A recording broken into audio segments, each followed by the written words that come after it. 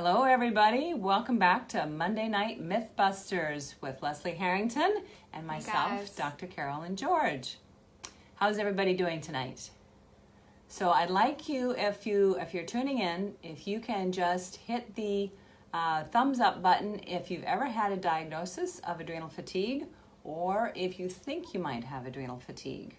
And just let me know which one it is, if you've had the diagnosis or you think it might be. And then on the flip side, is there anyone here who doesn't know of the term adrenal fatigue, or you've heard things about it but you're not really sure of what it might be? Exactly, right. So just give us some thumbs up, a little bit of input. We're trying to really increase the interaction so that we can learn, make sure that we're addressing the issues that you have. We want to learn about our audience so that we can make sure that we're touching base with things. Hey there, Marianne. So one of the things that we definitely want to talk about is what is this thing called adrenal fatigue, and does it actually have to do with your adrenals?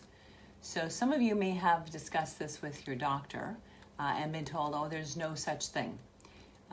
And in a way, they're right, because it's not an issue actually with the adrenals. It's more an overall kind of overwhelm where your brain is sensing that overwhelm and making adjustments so that you can live longer, because that's the brain always wants you to survive, right? That's the only way we keep going.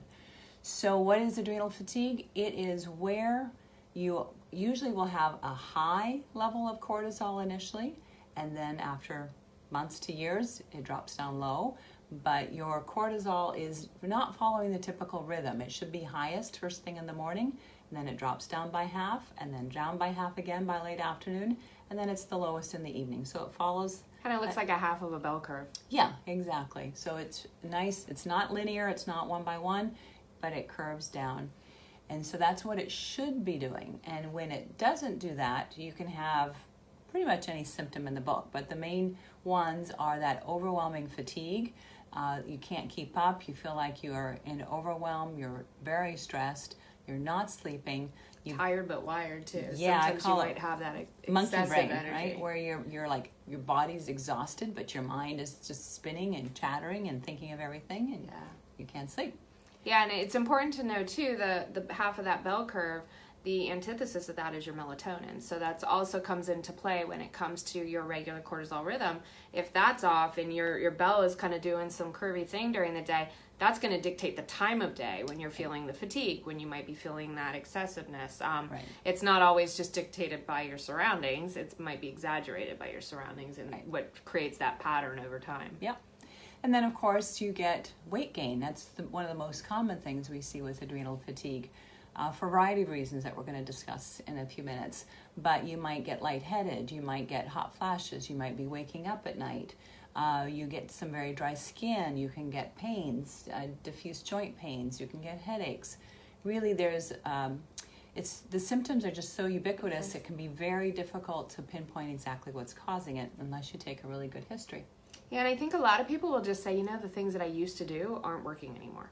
So they might, be able to, they've been a fast-paced athlete and they've been able to really tear things up, and all of a sudden they're just tired and they can't handle that same stress that their body used to be able to take on. They could be, an executive or someone who travels a lot, and all of a sudden things just seem it's like things you say when, oh, it's catching up with me. You kind of feel that weight, that you normally can power through, and your body just can't power through it the same way you used to. Right. So those are, like I say, common symptoms. And so what would point me in the direction of adrenal fatigue, or with a more classic term, is HPA axis disruption. HPA stands for hypothalamic pituitary axis. Say that 3 times fast, right? Or circadian dysregulation. So circadian is your normal rhythm throughout the day, with that cortisol highest in the morning and lowest in the evening. And if that's out of regulation, then that's a dysregulation. Dys just means abnormal. Yeah. So those would be technical terms you might see on a super bill or that a doctor might use. This is different from Cushing's. Cushing's syndrome or Cushing's disease is where you have a tumor often that secretes a lot of that cortisol, so you get very high levels throughout the day. And again, you lose the rhythm, you lose that curve. But it is different than adrenal fatigue or circadian dysregulation. So not the same thing, but like one is a higher step. So Cushing's is not going to respond to the same things that adrenal fatigue will respond to. Yeah, and so a lot of times if you go into the doctor and you say, oh, I think I might have adrenal fatigue, they may look at you and go, that's not real. It doesn't exist. So what would be your response to that?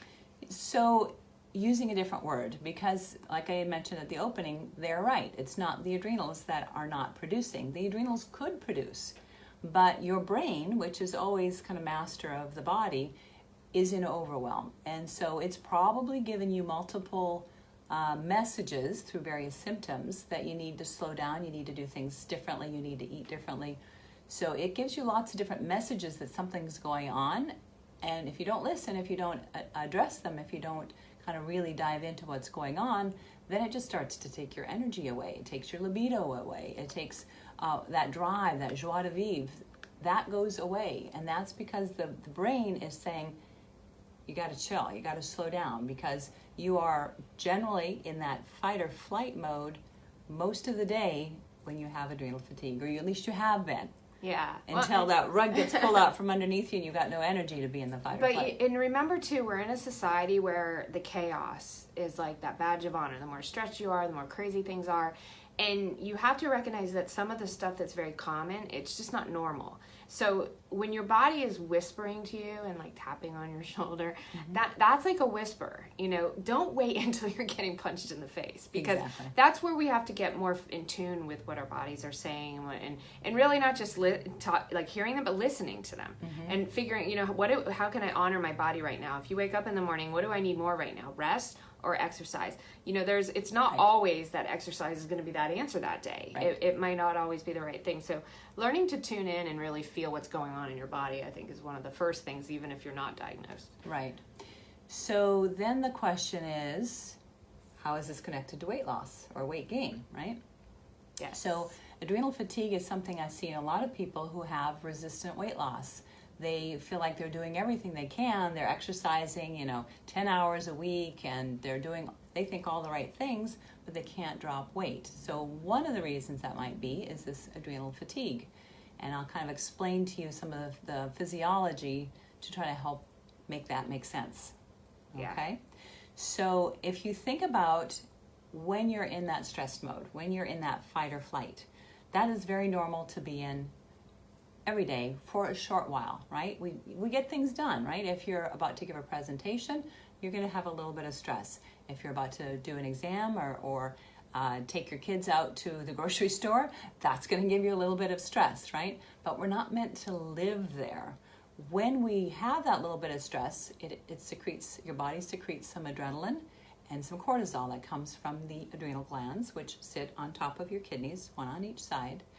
And that's normal. That helps you to kind of get through whatever that stress is. It brings sugar to your muscles. It makes your vision more clear, kind of helps you to focus. So it does a lot of things so that the equivalent would be, back in evolutionary speaking, back in caveman times, if the lion's running after you, you have to be able to have enough energy, enough sugar to get to your muscles so that you can fight it or you can run.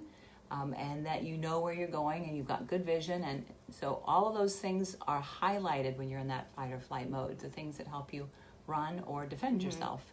At the same time, it's shutting down some of the things that aren't necessary to get you away from the tiger, your immune system, some of the functions that... Right, and your sex hormones, digestion. Right? You don't need to reproduce and you don't need to digest if you're running away from a lion or a tiger. So your body tends to shut those functions down and gives you the energy that would go to them, to your muscles or to your brain and to your heart. So imagine if you're in this state for a long period of time, right? You're shutting down these really critical functions just for reparative everyday, right? And you're in that mode all the time. So you don't digest very well, you have no libido, and you're generally not sleeping because you're in that kind of heightened worry about, when is that lion going to show up again, right? So your whole body's physiology will change.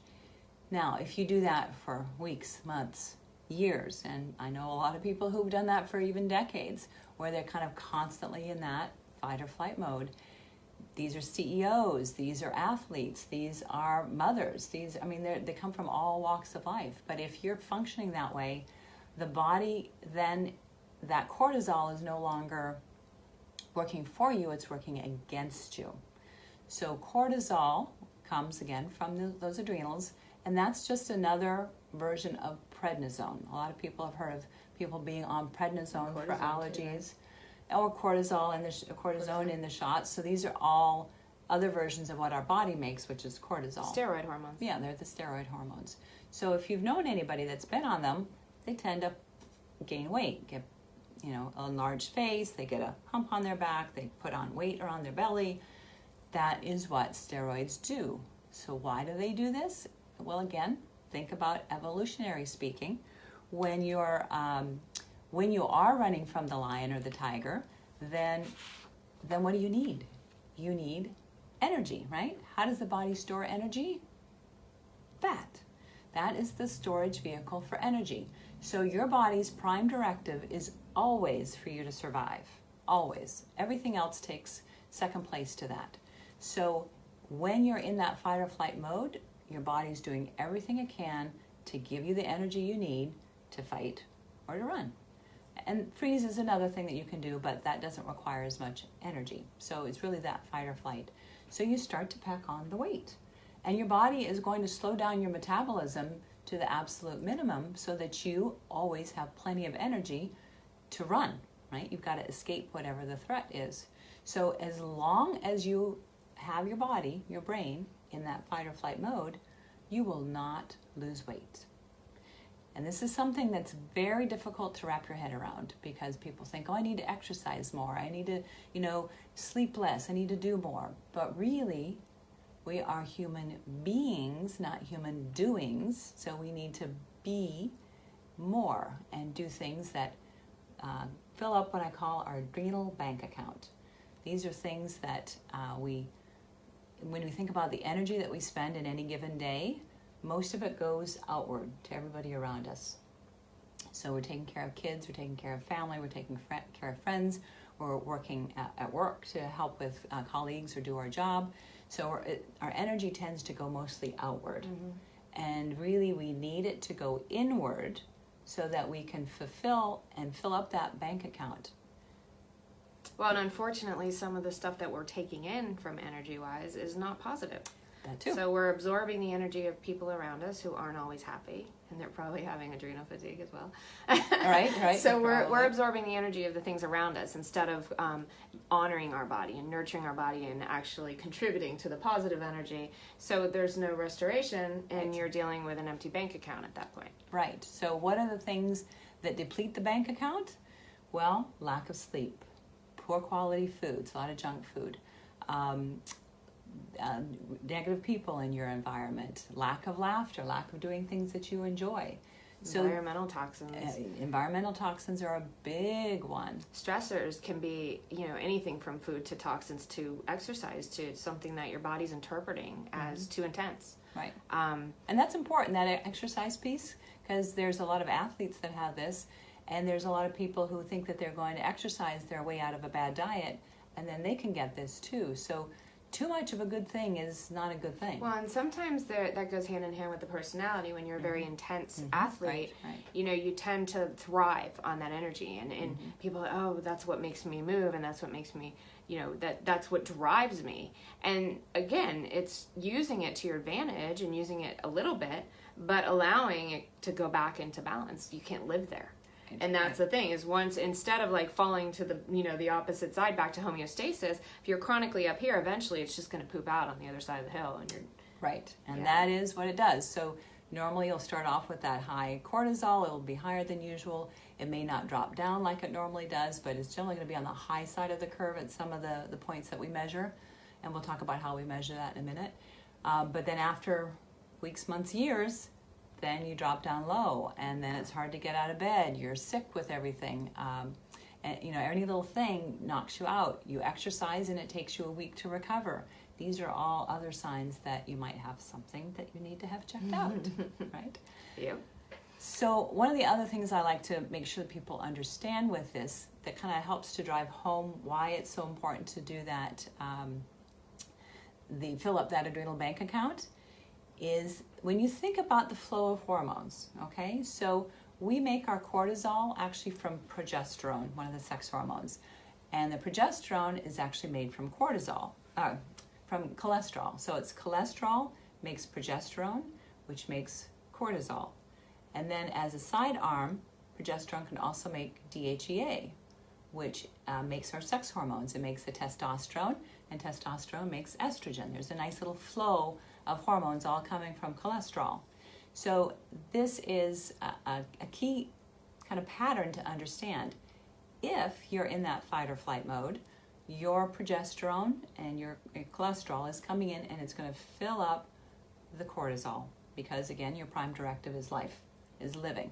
So if you're running from the lion, it's going to give you that cortisol that you need.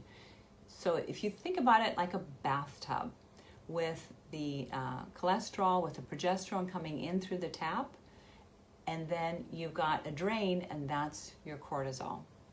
So if you've got lots of progesterone coming in and the drain is very small, you don't have much stress, you're going to fill up your bathtub. And that bathtub then can make your estrogen and your testosterone. And you've got good vitality and you're feeling strong, you've got libido, you feel good. If, however, which is more common, that drain, which is the cortisol, that stress, is big, no matter how much you try to fill up that bathtub, that drain is sucking that cortisol out. Yeah. Okay? So just remember that if you have that cortisol steal or cortisol drain, you're not going to ever fill up that bathtub until you slow down that drain. Yeah. So that's why no number of supplements is going to fix that unless you do the things in your life, in your lifestyle, that help to stop that stress. And that can have, that can be many things, but that can be sleep, that can be doing different forms of stress management, meditation, that can be eating cleaner. You want to do all the things that fill up that adrenal bank account.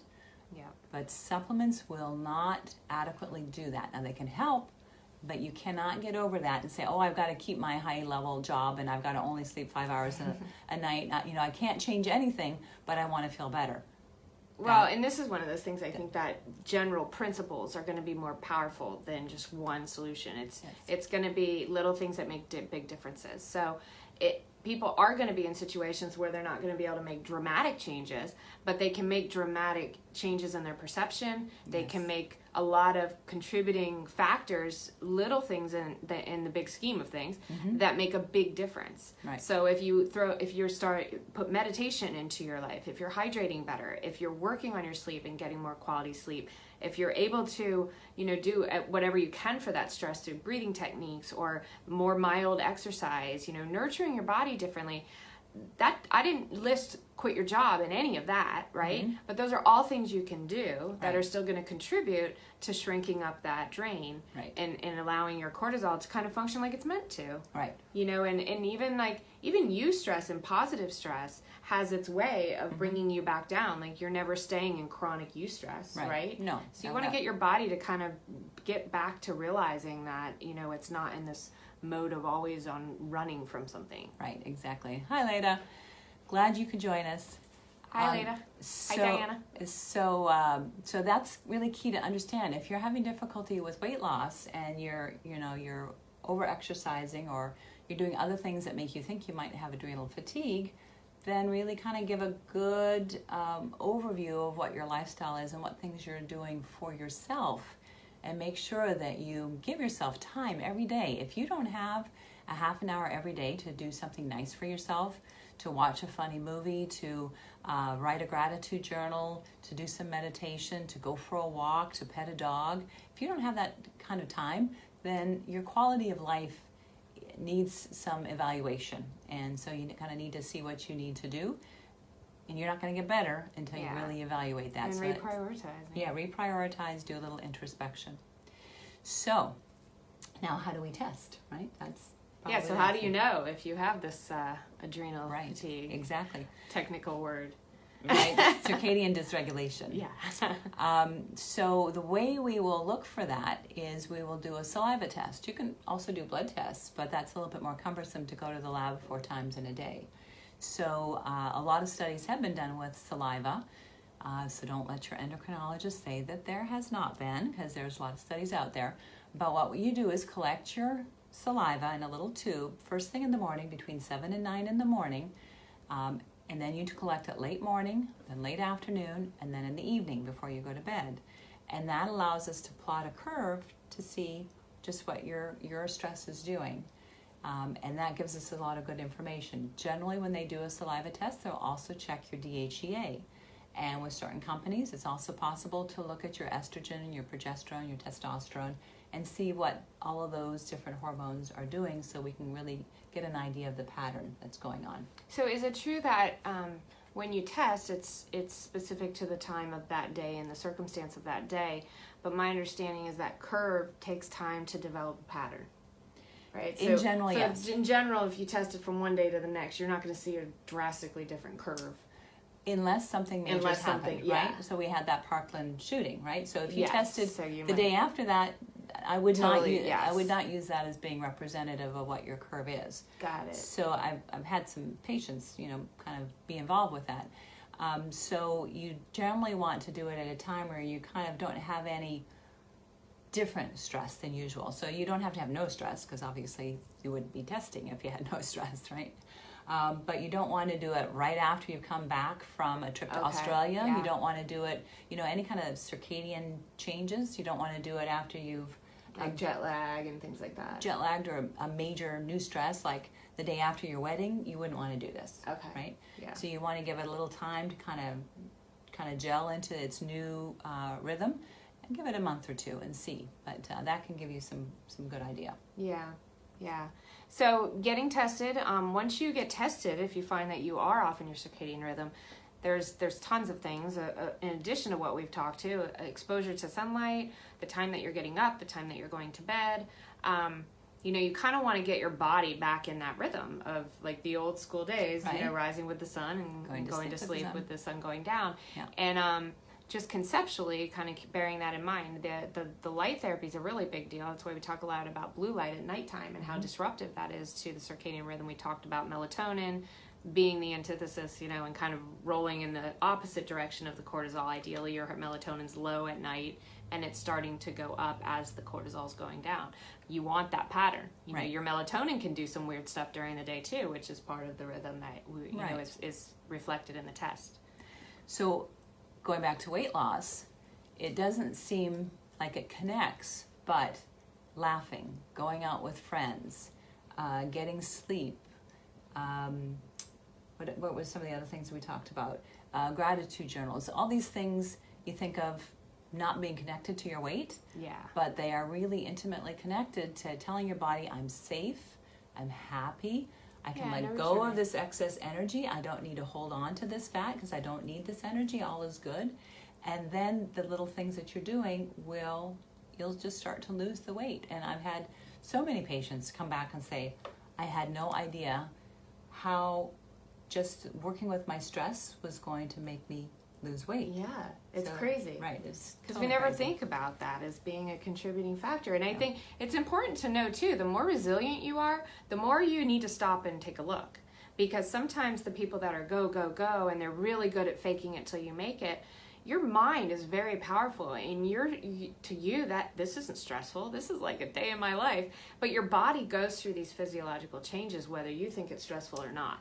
And so you've got to be in tune with the fact that even though something doesn't throw you off your game, your body's still responding, and it's still going to create this rhythm that can really, over time, is really going to be a mess. So I see it a lot in people that are very... Her point is really, you should take that to heart, because a lot of people kind of tune out a lot of the feelings in their body and just kind of move on through.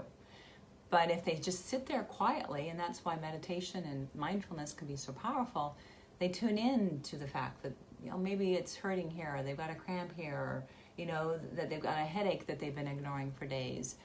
So tuning into your body is a really critical part of this whole process that it just gives you so much information and allows you to see when your body's tapping you on the shoulder and say, hey, wake up, I'd like you to do things a little bit differently. This 5:30 wake up call to get me exercising, not working so well. Not this month. Right. But for some people, 5:30 in the morning is great. Everybody has to figure out what works for them. Yeah. When you're in a definitely struggling with some sort of weight loss block or a plateau, or everything you've tried in the past doesn't work, like everything you've done your whole, however many years, and all of a sudden you're gaining weight and not losing, and you're exercising more and you're eating less and all of that, which is a whole nother myth.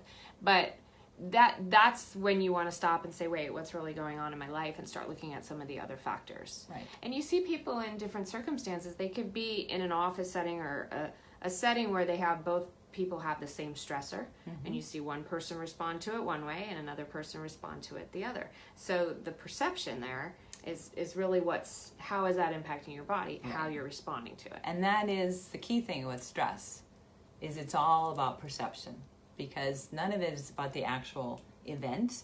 It's all about how you perceive it. And that actually gives you a lot of power, because if you understand that you have control over stressful events, you have control. Actually, your boss is yelling at you, you can deal with it one way or another way, right? You don't have to like fall apart or stay till 2 a.m. to finish the job. You have options for how to deal with this once you understand that it's all perception. Yeah, and I think sometimes the surrender of you not knowing the outcome, you have to kind of realize that you can freak out or you can chill out, and the outcome won't change. Right. So when it comes to being patient, or something that's stressing you out that you really can't do much at that time, you're just kind of, that's where you got to just, you have an option. Yeah. If you know that nothing, that's not going to change your outcome, then pick the lighter side.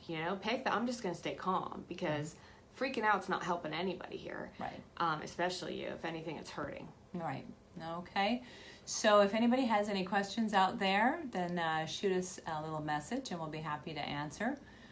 But I think we've kind of gone over the key things that we wanted to touch base on. Oh, and what were the 3 S's too? That was one of our little...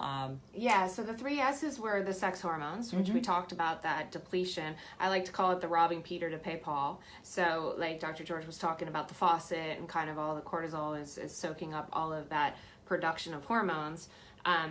You really want to make sure that the sex hormones are very impacted by this process. The other thing is sugar. So we didn't talk a lot about blood sugar, and it's actually a critical factor here, because when we talked about cortisone and prednisone and the different types of steroid hormones, those, when you take those types of medications, and it's the same, it kind of mimics cortisol in your body, it raises your blood sugar. Right. So cortisol raising blood sugar, and then it raises your insulin, and now you're going into fat storage mode. So now you're compounding an already problematic function of and developing insulin resistance, which is a big issue. Exactly. So that makes it even worse. Yes. So, yes. So blood sugar is one of them.